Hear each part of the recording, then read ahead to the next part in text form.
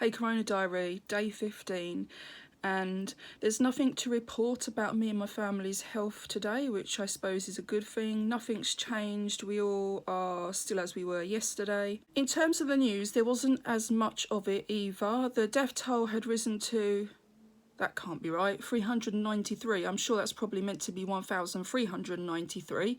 I have had issues with one of my pens working, so perhaps that's what that was. The government was now saying we have 25,150 confirmed cases in the UK yesterday. The first batch of British-made ventilators to treat coronavirus patients will be rolled out to NHS next week, is what they're saying. So obviously the sooner the better, that's a good thing.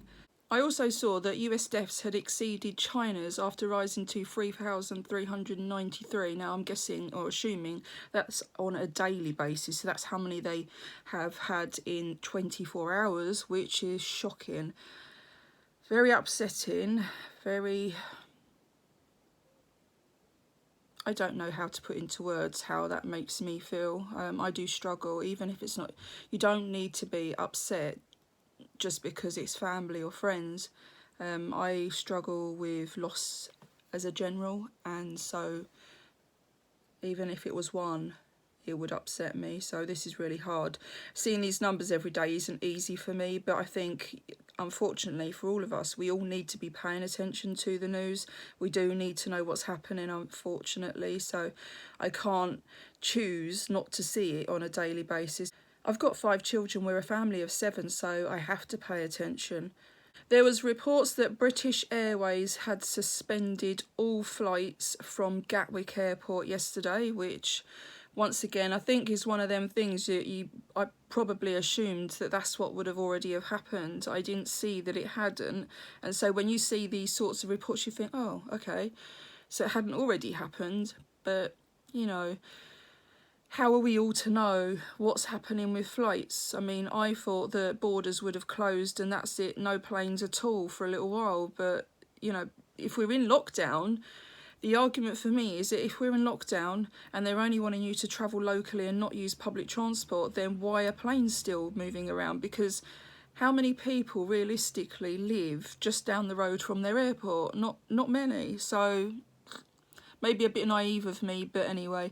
And then the last thing I saw was that UK shoppers had spent an extra 1.9 billion stockpiling groceries in the run-up to coronavirus lockdown. I believe that more was spent last month than before Christmas, which is bonkers. I think it's now officially the biggest hit supermarkets have been in history.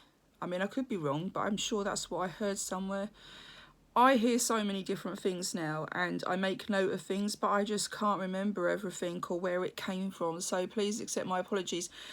Like you all know, I do have memory issues, and so I will say these things and then apologise. If I don't apologise, once again, that's because I've forgotten and it hasn't crossed my mind. It's not an intentional thing. I don't intend to forget things. So, yeah, let me know if there's any news that I missed or if there's any news that you spotted that I haven't. Drop it down in the comments section so that we all know, because it could be useful to somebody else. That's why I do what I'm doing. I do what I'm doing so that people can see what's happening. There will be people abroad that are curious to know how other countries are doing. Subscribers are keen to know how we are as a family. There are some people that have known us from when we started out on YouTube back on the family channel before I went solo on this one, so there are people that genuinely want to know how we're doing on a daily basis. There's also family members.